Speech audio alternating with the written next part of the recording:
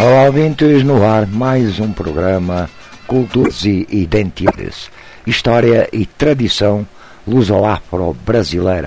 Apresentação Filipe de Souza, com a participação especial dos professores Ariel Rocha e Manuel J. Gandara.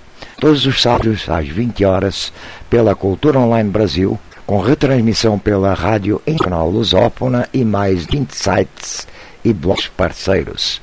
E como sempre iniciamos o programa falando que coexistem dois anos da história, o da aparência superficial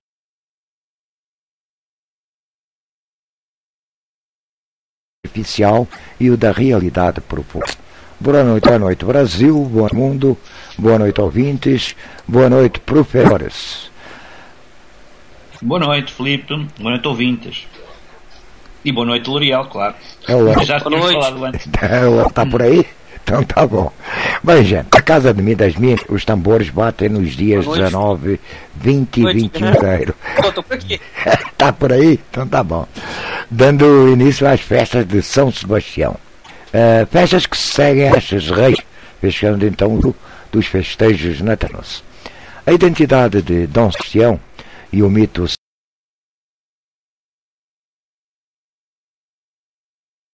são figuras presentes em terreiros e casas em encantaria por todo o estado do Maranhão e do Brasil.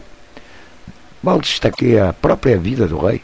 Ela se tornou possível, e tornou possível o encantamento que envolve, mesmo séculos após sua misteriosa morte, em combate contra os mouros. E cabe destacar também que Dom Sebastião, São Sebastião são personalidades distintas. Dom Sebastião é um rei português, um rei português, e o São Sebastião foi um comandante do exército do imperador Diocleciano, o responsável, inclusive, por um período de grande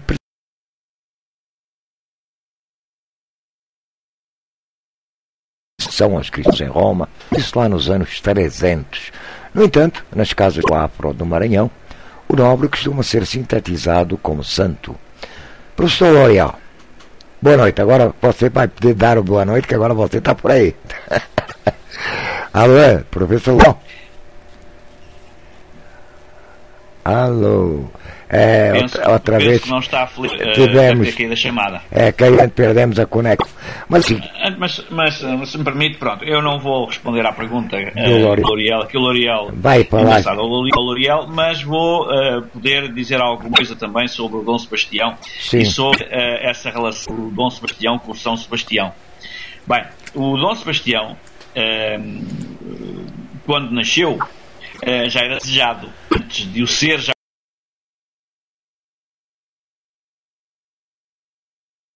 o era, não é?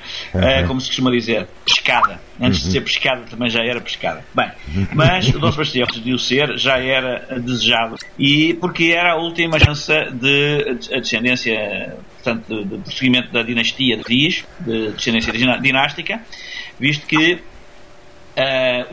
o seu pai, infante Dom João, também já tinha falecido quando o Dom Sebastião nasceu em 20 de janeiro de 1554. O pai tinha falecido havia cerca de 15 dias.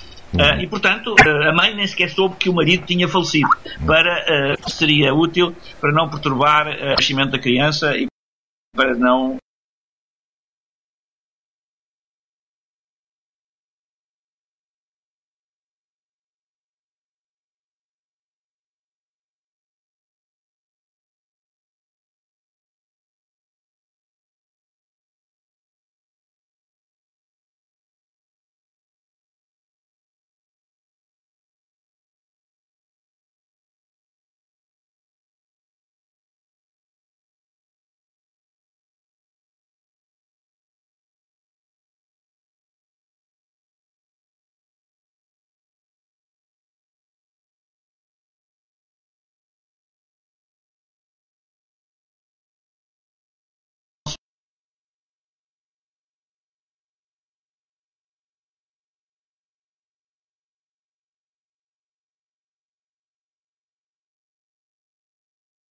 da criança e para não causar mais danos.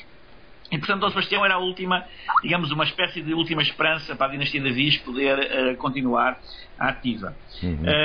E Dom Sebastião chamou-se assim, Dom Sebastião, porque nasceu exatamente no dia de São Sebastião, dia 20 de janeiro.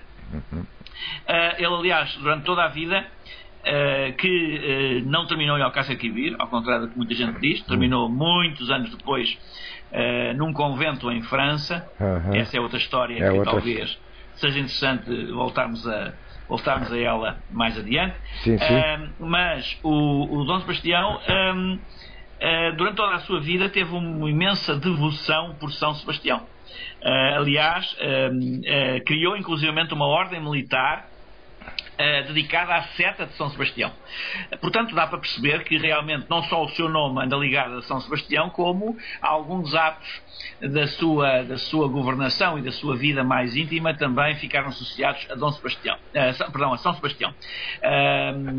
Programou, inclusive, construir uma igreja monumental circular, onde hoje é o Terreiro do Paço, em Lisboa, que não chegou a ser terminada, porque, entretanto, com o seu desaparecimento em Alcácer-Quibir e a chegada dos reis espanhóis e da monarquia dual, acabou por ficar a obra embargada e acabou por ser desmanchada, encontrando-se algumas das pedras já utilizadas noutros edifícios. Mas, portanto, o Papa, por exemplo, enviou a Dom Sebastião uma seta, suposta relíquia de São Sebastião, mergulhada no próprio sangue, também outra relíquia do São Sebastião. Portanto, como se percebe, a relação entre Dom Sebastião e São Sebastião era muito íntima. E como íntima que era, realmente acabou por tornar-se, talvez por esse mesmo motivo, ou sendo esse um dos motivos, acabou por tornar-se no Brasil, quase por síntese ou por síncrese, quase o mesmo personagem.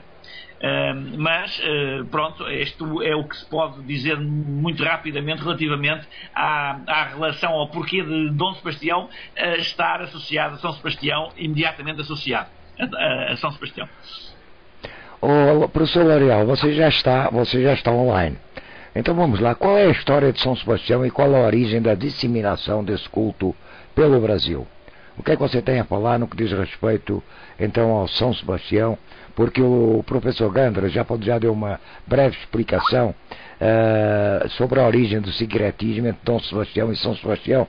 Muito embora depois eu possa voltar então ao tema, mas como a pergunta inicial se dirigia a você, qual a história então de São Sebastião e qual a origem da disseminação desse culto pelo Brasil, L'Oreal? A história de São Sebastião é bem conhecida, né? Pode ser acessada até pela internet com facilidade, tem muita questão em relação a isso.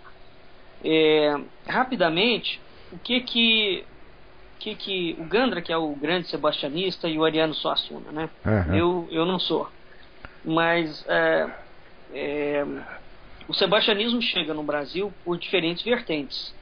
Essas vertentes são complexas assim de encontrarem, né? Qual é a história que versa sobre São Sebastião? É um mártir cristão, né, do século 200 e pouco, século 3, né?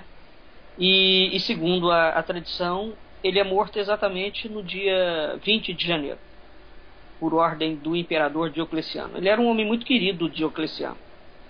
E exatamente até por conta dessa amizade bastante estreita, o Diocleciano ele começa a ter uma ponderação maior em relação aos cristãos, e o Diocleciano, em um determinado momento, não acha aquilo nem um pouco interessante. E chama a atenção dele, etc. Tal, mas ele é reincidente naquilo ali. E nessa atitude, né, nova atitude que ele vai tendo, ele vai tomando um determinado partido aí, e Diocleciano acaba matando ele, mandando matar. O curioso é que a própria ideia de São Sebastião, o martírio que ele sofre, ele não morre, ele renasce, né, dentro daquele mito. E é interessante porque eu não sei, o Gandra pode nos explicar isso, até que ponto o martírio que acontece com São Sebastião tem alguma correlação com o provável mito da ressurreição do encoberto, né? Mas o fato é que há essas duas questões que relacionadas ao martírio, a vergonha, são quando ele é flechado e supostamente morto por ser cristão, mas ele ressuscita novamente como Lázaro, né? Então essas situações é que são interessantes. E no Rio de Janeiro especificamente o Estácio de Sá morre envenenado. O Estácio foi o fundador e foi quem trouxe para o Rio de Janeiro também o culto e a primeira estátua de Dom Sebastião. Na época que Estácio está vindo, Dom Sebastião é o rei de Portugal, né? Então, assim, o culto entra, ou pelo menos a imagem do santo sempre associada ao rei, entram por vários pontos do Brasil, né? No Nordeste, especificamente, o mito de Dom Sebastião, o mito de São Sebastião e de Dom Sebastião, é interessante como eles ficaram, pelo menos no que tange ao folclore brasileiro, né, eles estão muito próximos. E creio que uma das coisas mais expressivas está exatamente no Maranhão, na chamada encantaria maranhense, né? Embora o Ariano Suassuna também coloque o mito da ressurreição de Dom Sebastião, nós temos esse mito até o Rio Grande do Sul, por exemplo, no boi de mamão, no boi de corda, no boi verde, né? As festas dos bois todos. Agora, no Maranhão, ele vai adquirir uma configuração muito, muito curiosa, por conta de vários fatores, não só dos padres, dos jesuítas, mas, sobretudo, através das casas de terreiro de Umbanda. Então, esse sincretismo. E o Maranhão tem uma especificidade que é o seguinte: as casas de terreiro não são consideradas, elas têm várias peculiaridades que daqui a pouco eu abordo ele. Bom, como é que ele entra no Maranhão? Como é que dizem que Dom Sebastião entra no Maranhão? Primeiro que a lenda, a própria história de Dom Sebastião, ele é um rei encantado. Embora o Gandra fala que ele não tenha morrido, né, a lenda depois cria-se em torno dessa encantaria. Ele morre e ele renasce. Ora, só que no Maranhão vai existir uma situação muito interessante. Ele é um rei encantado e ele vem salvar o seu povo. Isso é um tipo de manifestação de messianismo. É um mito da espera do Messias, né? Esse mito é certamente trazido pelos portugueses. Isso sem sombra de dúvidas, embora os índios brasileiros também tenham um tipo de messianismo, que é a procura da terra sem males, né? Então, o sebastianismo vai possuir manifestações e peculiaridades muito diferentes no Brasil como um todo. Agora, sem sombra de dúvidas, uma das suas grandes fontes de difusão são os jesuítas. Porque os jesuítas foram exatamente aqueles indivíduos que oficialmente foram bancados pela coroa portuguesa durante 300 e tantos anos. Durante 300 anos. Até o padre Antônio, até oh meu Deus do céu, o Marquês de Pombal, certo, abolir os jesuítas, né? Mas é isso, e é interessante porque até hoje, segundo alguns pesquisadores de nome, a presença jesuítica no Brasil e a presença jesuítica na área da educação, ela ainda não foi devidamente estudada. Não há um interesse muito grande em ler as obras dos jesuítas. Isso para nós é uma lacuna histórica muito séria, porque dado que eles eram funcionários da coroa, não é? E pagos pela coroa portuguesa e pagos para ensinar, e não havia outro tipo de escola. Então, efetivamente, e eles trouxeram isso na forma de teatro, na forma de peças, né? Eles foram introduzindo essas coisas de diferentes formas. No Maranhão, dizem que o Valdemar Valente, num livro de 1936, ele fala que quando o Dom João IV falece, em 1600 e pouco, o padre Antônio Vieira foi pregar na matriz do Maranhão que o Dom João estava morto, mas ele haveria de ressuscitar. Porque o padre Antônio Vieira vai mudando esse mito da ressurreição para vários reis, né? E a partir desse sermão, que foi feito de improviso, essa ideia permaneceu, né? A ideia de Vieira, onde ele prega a volta de Dom João IV, que é um tema previsto no advento do Quinto Império, etc. Tal. A gente tem que lembrar que o Brasil era separado em duas, como Jaime Cortesão lembra bem, naquele livro dele, Raposo Tavares e a Formação Territorial do Brasil. O Brasil era separado em duas regiões, macro-regiões, que era Brasil, que ficava na parte de baixo, e Maranhão, né? Aqui, e durante muito tempo, até o Marquês de Pombal, o Brasil era dividido em duas unidades territoriais muito, muito fortes. E a parte norte do Brasil, norte e nordeste, né, o que hoje a gente chama de norte e nordeste, sempre teve uma vinculação muito forte com Portugal. Muito forte. Isso talvez explique a razão de ter vários nomes de cidades portuguesas transplantadas para o norte e para o nordeste. Mas o fato é que a presença de Portugal, e dado que hoje já é difícil a gente ir a Belém, imagina naquela época, né? Então, efetivamente, essa localização da presença portuguesa na região amazônica e hoje no nordeste do Brasil, o estado do Maranhão, durante muito tempo, permaneceu muito isolado no período colonial, né? E esse isolamento fez com que, de certa forma, não só o Maranhão, mas aqueles outros estados desenvolvessem características culturais muito específicas, né? E nós temos que lembrar também que a cultura cabocla, cultura indígena no Maranhão é muito forte, né? Então, certamente, no Maranhão vai haver o contingente populacional, ainda hoje indígena, no Maranhão é muito forte. E é preciso a gente ter isso em mente, porque até meados do século XVIII, né, as línguas indígenas eram muito faladas. Muito faladas. Embora tenha havido, os jesuítas tenham sempre feito catequese, as catequeses eram sempre em duas línguas. Eles eram bilíngues, né? E os índios aprendiam a falar o português e falava, por outro lado, a língua geral. Ora, o que vai acontecer dentro dessa configuração?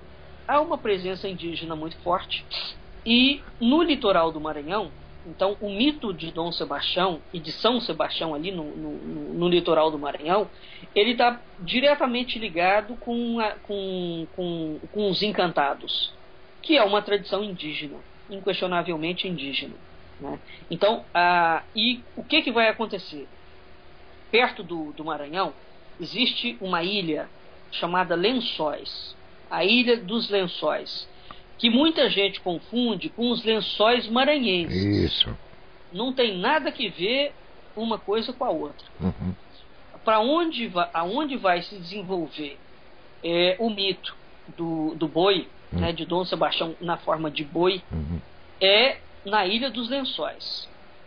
A Ilha dos Lençóis fica no município de Curupuru. E ela é considerada uma ilha encantada porque foi a ilha que vai servir de moradia ou de encantaria a Dom Sebastião e a corte dele, né? Então, há até trabalhos que dizem que por que Dom Sebastião vai para o Brasil e São Sebastião também? Porque é interessante essa miscigenação aqui na encantaria maranhense e do norte e do nordeste. O santo e o rei, embora sejam figuras históricas totalmente distintas, né? O santo e o rei são sempre tratados como uma única pessoa. Eu desconheço se existe algum trabalho, pode ser que o Gandra saiba, né, algum trabalho realmente minucioso de pesquisa etnográfico, antropológico, religioso, para que detecte qual foi a razão maior, né, dessa fusão do santo no rei, né? E anexado isso na Encantaria.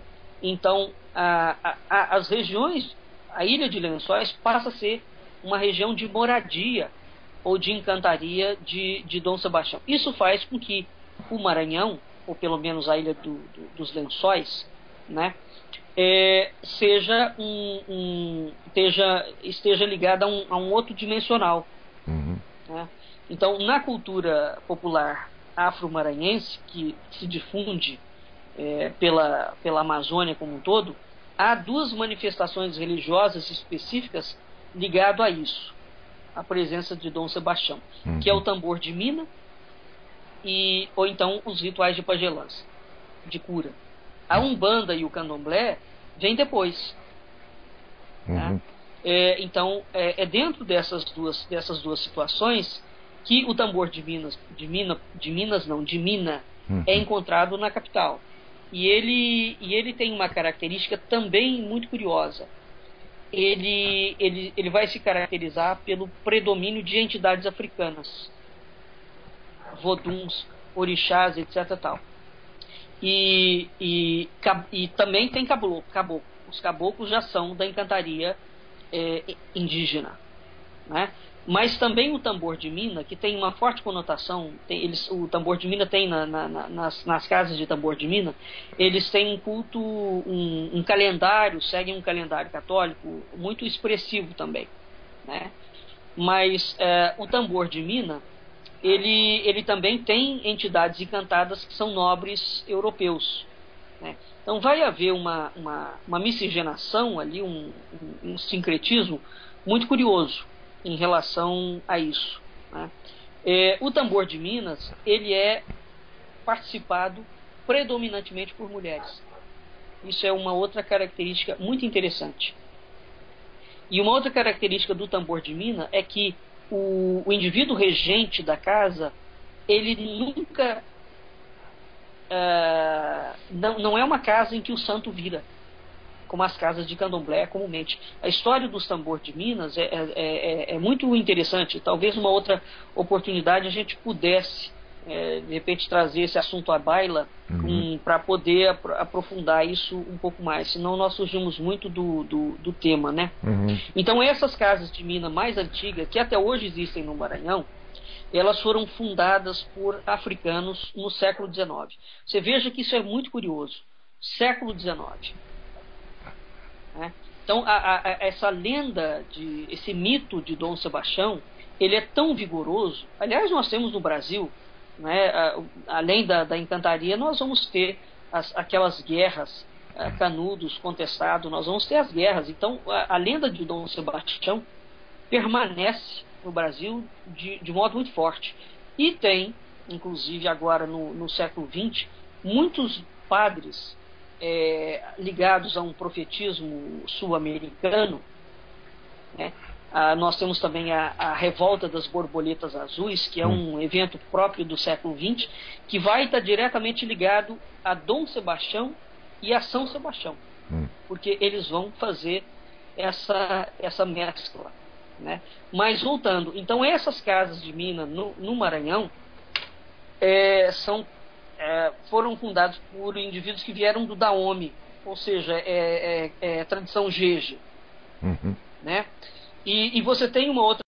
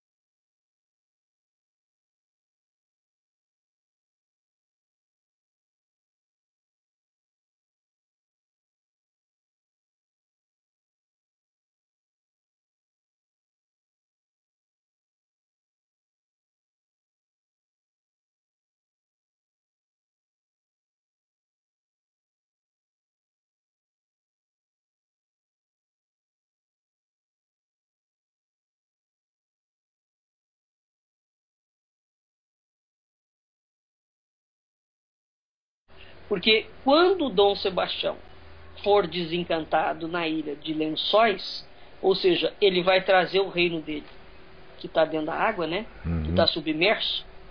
E no dia em que isso acontecer, o Maranhão muda. É curioso. Então a encantaria de Dom Sebastião abre um portal, né? Que isso é uma coisa presente na ideia do encantado. Ele entra por um portal e ele sai por um portal.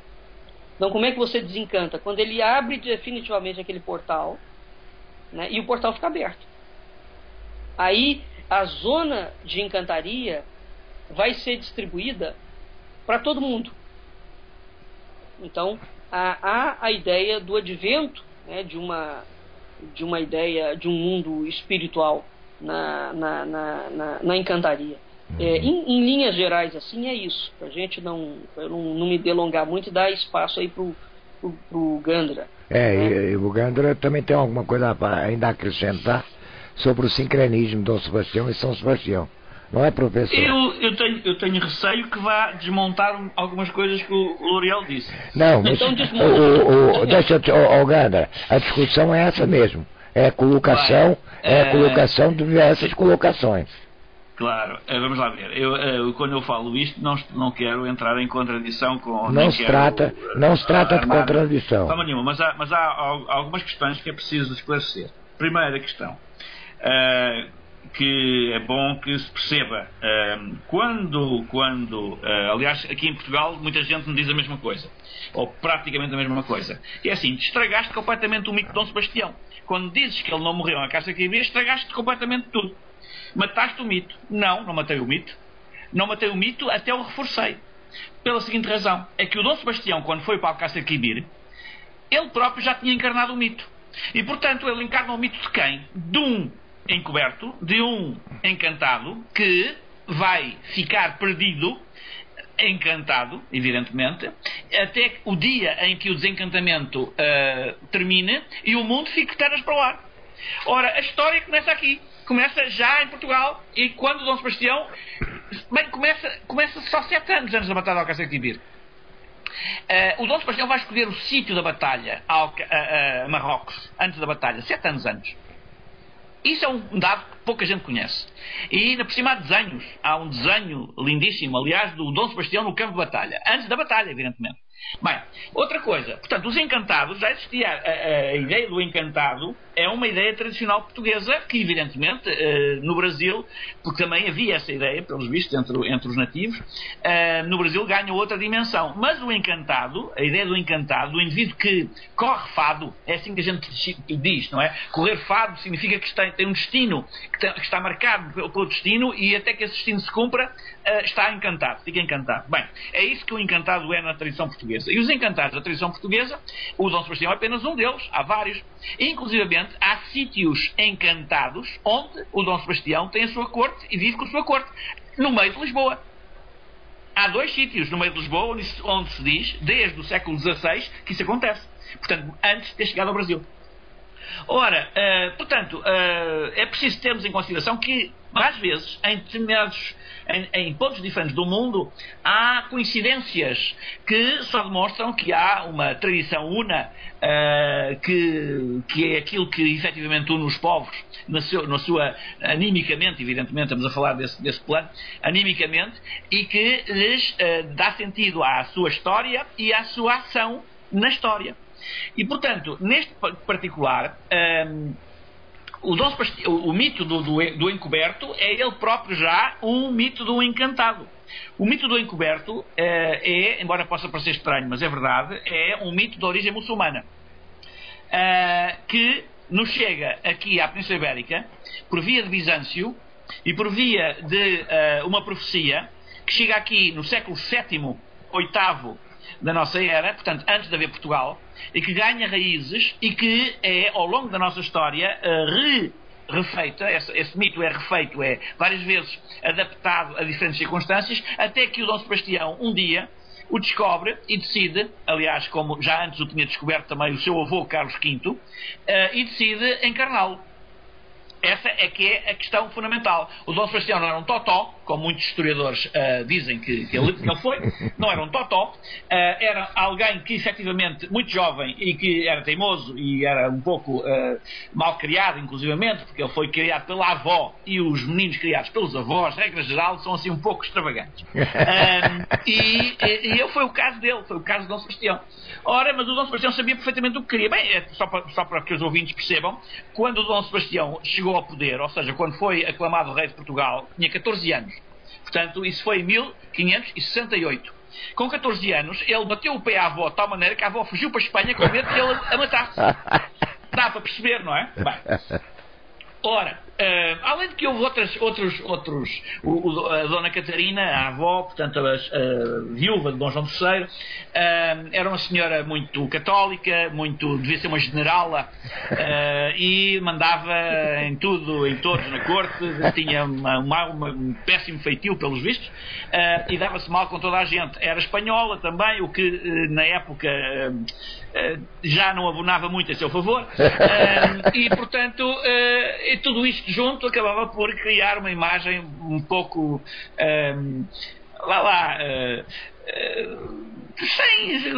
de alguém sem grande interesse, porque ela ficou a governar Portugal depois da morte de João III. Foi a primeira, como o Dom Sebastião era menor, ela foi a primeira regente. Depois foi substituída por um dos outros filhos, o Cardeal Rei. O cardeal, que depois seria rei, depois em 1578, após Alcácer Quibir, mas o Dom Sebastião em 1568 é aclamado rei com 14 anos, portanto, como eu disse. Ora, e portanto, o Dom Sebastião já nasceu com esse estigma, vamos chamar assim, de vir a ser um encantado. Ele já estava encantado antes de o ser e ao conhecer o mito adotou-o para si e fez-se reconhecer enquanto tal. Aliás, há várias iconografia que demonstra isto também, é fácil de encontrar, aliás está publicada quase toda já por mim e por outros autores, mas alguma delas apenas por mim. Por exemplo, o retrato do rei, onde o rei aparece com a única vez em que ele aparece com a insígnia da Ordem de São Sebastião, fui eu que a publiquei. Mas pronto, são pormenores. O que interessa aqui dizer ainda é o seguinte: os jesuítas, no caso de Dom Sebastião, tiveram alguma importância no início da sua vida. O Dom Sebastião teve por mestre um famoso padre Câmara, um padre jesuíta, que o marcou indelevelmente, não há dúvida. Só que aconteceu qualquer coisa entre o Dom Sebastião e o padre Câmara que fez com que o Dom Sebastião nunca mais, após a morte do padre Câmara, quisesse ver jesuítas. Nem pela frente, e deixem-me aqui usar uma ironia, nem pela retaguarda. Porque consta documentalmente que o padre Câmara abusou sexualmente de Dom Sebastião. E portanto, após isso, os jesuítas nunca mais tiveram lugar na corte de Dom Sebastião.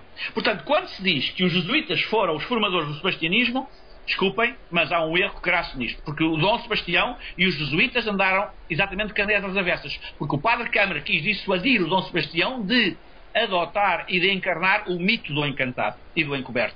E, portanto, aliás, tal como o padre António Vieira nunca foi sebastianista, ao contrário do que se diz.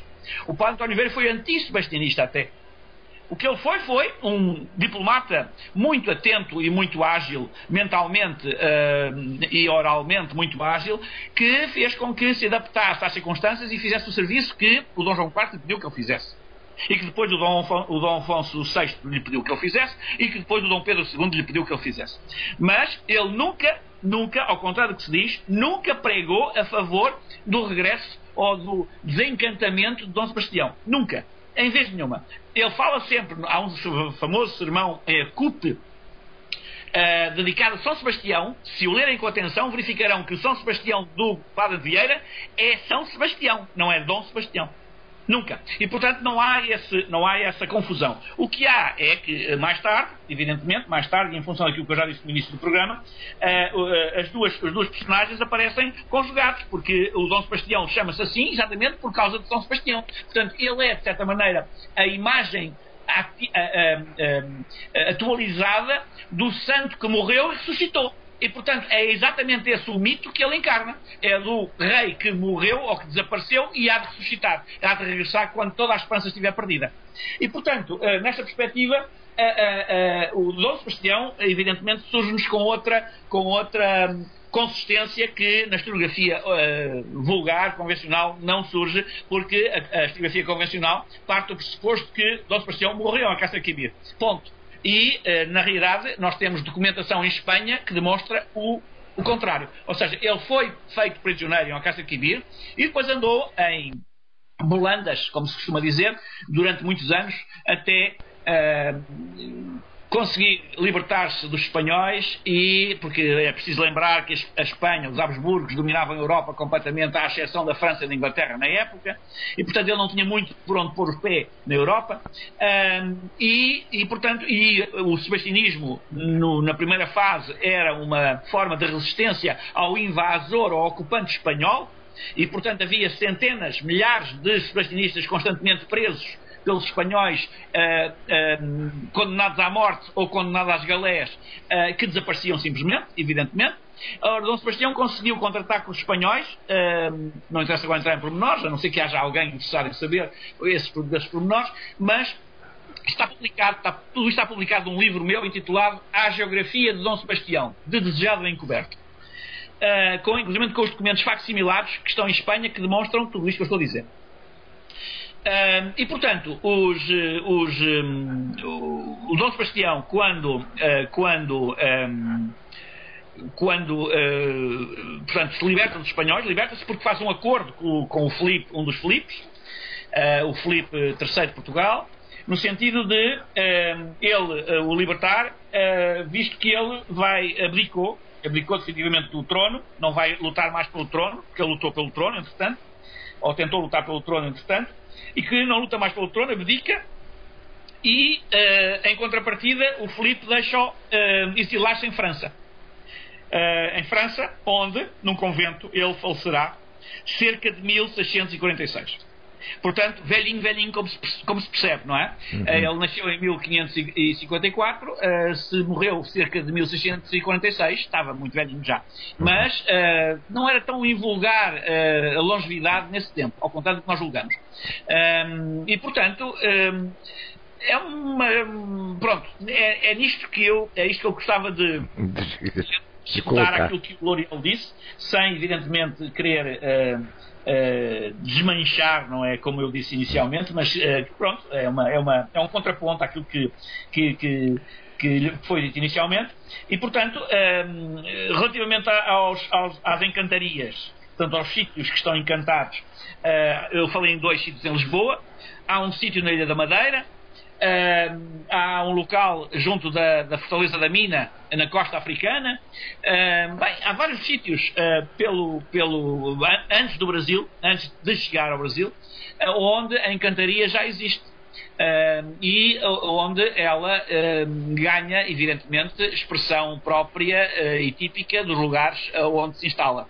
Em Lisboa a coisa é tão simples quanto isto. Há também um outro local que é referido insistentemente pelos adeptos sebastianistas, que é a denominada Ilha Encoberta, que também é outra encantaria. Portanto, é uma ilha flutuante, uma ilha que muda de sítio, é uma ilha que nunca está onde se espera que esteja, e onde vive Dom Sebastião com a sua corte e com a sua família, porque o Dom Sebastião terá casado e tido descendência. É outra história para contar. O Gandra, que você desmontou, e é excelente isso, porque dentro dessas, a gente está falando aqui o que corre, né, a boca pequena. O que corre a boca pequena é exatamente isso mesmo. O padre Antônio Vieira, né, no caso do Maranhão especificamente, o jesuíta mais famoso que eles colocam ali é o padre Antônio Vieira.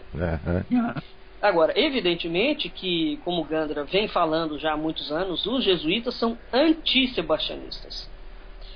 O que é curioso, que a mim me parece muito curioso, é, embora o Brasil, durante praticamente 300 anos, tenha sido educado por jesuítas, e essa história não foi ainda devidamente estudada, por exemplo, tem passagens do padre Manuel da Nóbrega, até do Anchieta, em que ele relata que os índios descrevem muitas coisas misteriosas, mas ele se recusa a anotar, que aquilo para ele é bobagem. Uhum. Então eles vão fazendo um tipo de crivo. A gente vê isso tranquilamente. Há um relato ou outro que eles acolhem, mas tem pelo menos a dignidade de falar, eles estão variando um pouco da cabeça. O fato é, e eu gostaria de chamar a atenção a isso, a religião, que a gente dá muita atenção, a religião de origem afro.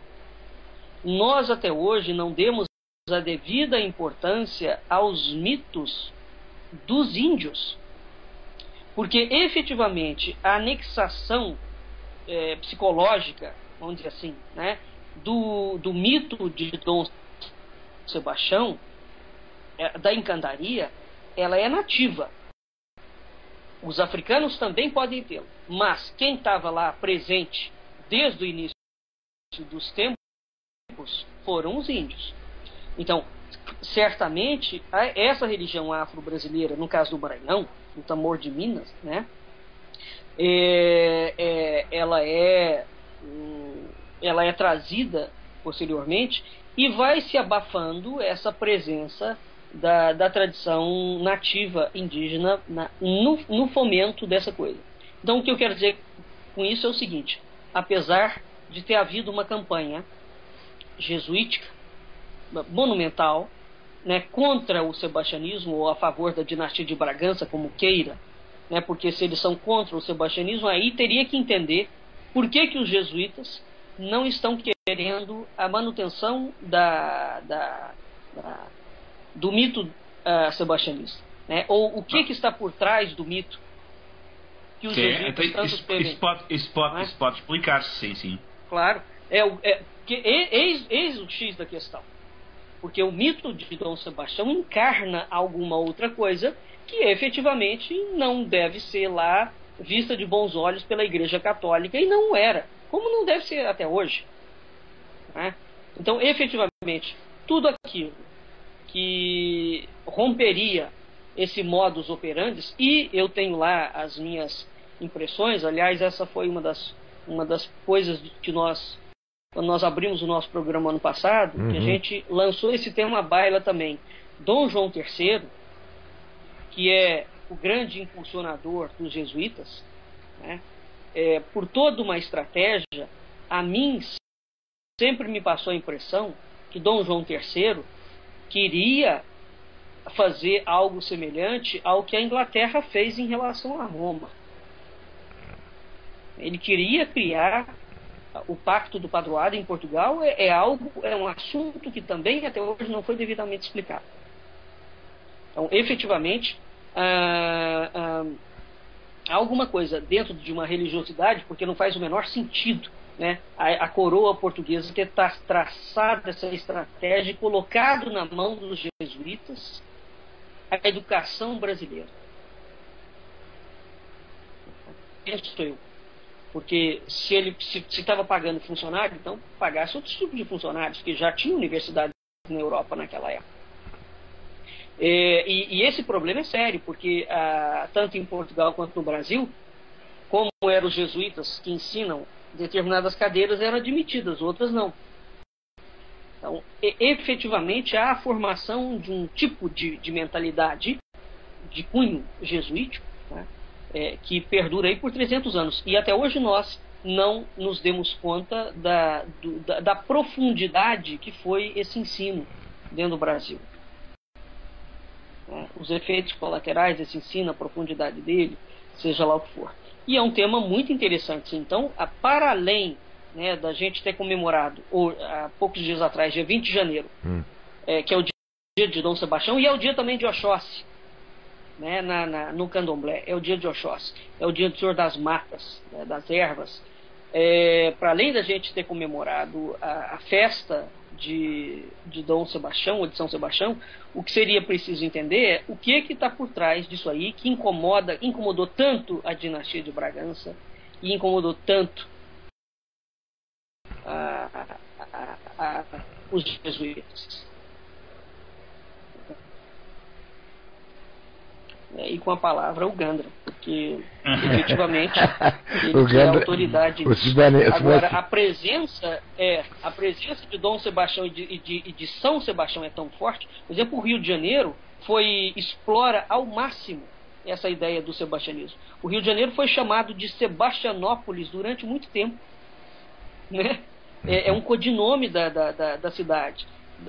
Dizem que devido à devoção ao padroeiro, que mistura de novo o santo e o rei, né? Claro, porque isso é mesmo assim, mesmo na origem é assim, não há mais que duvidar disso. Na origem, o Dom Sebastião chama-se Dom Sebastião porque nasceu no dia de São Sebastião, portanto ele encarna as propriedades do santo.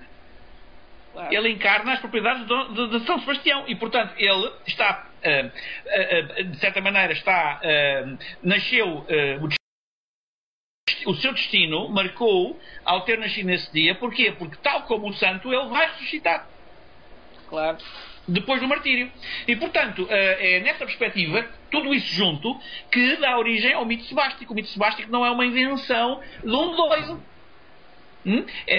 Portanto, é uma construção a partir de mitos e de tradições bastante antigas, que no século XVI estão muito ativas na Península Ibérica. Antes de Dom Sebastião, já o Carlos V tinha praticamente pensado na mesma coisa. Aliás, o Dom Sebastião tinha uma enorme devoção pelo avô. O padre Câmara proibia-o de ler os feitos do Carlos V, porque o Carlos V, como vocês sabem, chegou a Roma para perder o Papa, não é? Ou seja, ele queria acabar com o papado tal como o papado até então existia. Ora, a mesma coisa aconteceu com o Dom Sebastião. Já perceberam porque é que os jesuítas não gostavam de Dom Sebastião, o Dom Sebastião não gostava dos jesuítas? O próprio rei, a avó, aliás, a Dona Catarina, quis enviar um retrato do Dom Sebastião, ainda antes de ser aclamado rei, ao Papa. E encomendou o retrato, pagou o retrato a um pintor famoso na época, Cristóvão de Moraes, e o retrato começou a ser pintado. Só que, entretanto, o Dom Sebastião, quando viu o retrato que estava a preparar, disse: não quero nada disso, não é isso que eu quero, não é esse o retrato. E fez o pintor pintar outro retrato. E o pintor até escreve uma carta a uns amigos a dizer: o homem nunca está quieto, eu não consigo pintar o retrato porque ele nunca está quieto, não me deixa pintá-lo, não é? Conforme ainda por cima ele quer. Então como é que o Dom Sebastião queria ser pintado? Aliás, o retrato existe, o retrato foi encontrado num antiquário em Roma no século XIX, adquirido por um diplomata português chamado Conde de Panhalonga, que foi o maior sebástico da história, tal como há colecionadores de Camoniana, de Camões, de obras de Camões também. Este Panhalonga foi o maior colecionador de que há memória de obras e de matéria sebástica. E portanto este homem acabou por comprar o retrato e ofereceu ao Museu de Arte Antiga. É o retrato que está no Museu de Arte Antiga, onde Dom Sebastião aparece vestido de armadura, meio corpo, vestido de armadura, com a mão esquerda sobre a espada e a mão direita no quadril, mostrando os anéis, e junto a essa mão um cão, um galgo. Ora, este retrato que ele fez pintar aliás, o Papa não o quis, não o aceitou no Vaticano, porque entretanto já tinha recebido 2 quadros idênticos, um do Filipe I de Portugal, segundo de Espanha, e outro do Carlos V, representava exatamente o destruidor do papado. O destruidor do papado. E, portanto, evidentemente, o Dom Sebastião tinha um plano. E quando se diz que ele era muito pio, muito católico, etc., era católico, sim senhor, era católico, mas não daquela maneira. O catolicismo do Dom Sebastião era um catolicismo joaquimita. Era um catolicismo em que a Igreja que estava em curso na época tinha que ser substituída por outra que traria uma nova dinâmica e um novo ânimo. E essa tradição joaquimita é a tradição que está presente em Portugal, no culto do Império, e no Brasil, no culto do Império do Divino Espírito Santo, entre outros sítios. Portanto, esta tradição é uma tradição genuinamente portuguesa. E as duas coisas são, o sebastianismo e o culto do Império, são duas maneiras diferentes. Diríamos que o sebastianismo é uma coisa um pouco mais erudita e o culto do Império é uma devoção popular. São duas formas de lidar com o mesmo projeto, com a mesma ideia. E, portanto, e a ideia é essa, é de que há de haver um tempo, o terceiro tempo da história, o tempo do Espírito Santo, que há de sobrepor-se ao tempo do Filho, ao tempo da Igreja Romana. E é aí que está o busilis da questão. Bem, gente, a gente tem alguma coisa a acrescentar, Loriol, mais alguma coisa a acrescentar nesse bloco? Porque nós iremos voltar ao assunto no próximo bloco. E fiquem por aí enquanto os professores tomam uma aguinha, enquanto não é? enquanto o Manuel toma uma água também, né? E a gente volta já, porque nós vamos falar então sobre uma crença da vinda de Messias depois de um período de crise. O que é que isso tudo tem a ver com o sebastianismo? O que é que isso tem a ver com, não é? Pesquisador, grande sebastianista Manuel Gandra vai nos falar sobre isso. A gente volta já. Fiquem por aí.